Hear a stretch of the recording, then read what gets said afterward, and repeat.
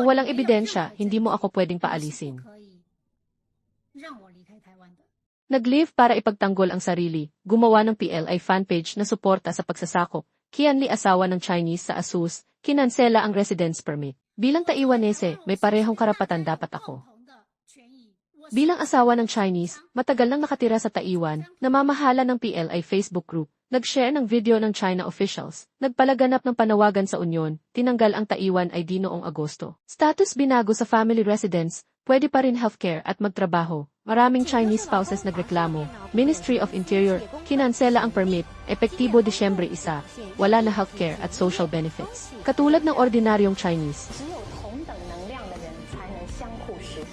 Pwedeng mag-apela 30 araw. Ako rin ihahanda sa 30 araw. Isusumite sa Interior Dep, itutuloy sa Executive Yuan. Bakit natatakot sa Communist Party?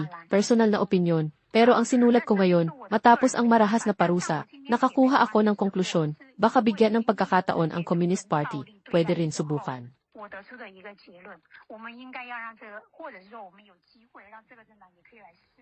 Naghahanap ng hustisya, bigyan ng pagkakataon ang Communist Party. Di pipikin ritiko si Qian Li, paulit-ulit lumabag.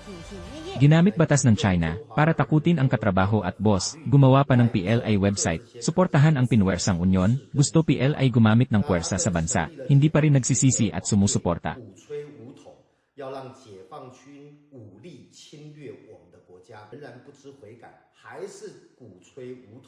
Tumugon ang ASUS, nakikipag-ugnayan sa gobyerno, susunod sa regulasyon, ayusin ang labor relations, kasama ang iba pang Chinese spouses. Naging publiko ang suporta ng Union, gumawa ng matinding hakbang ang gobyerno, para maiwasan ang parehong sitwasyon.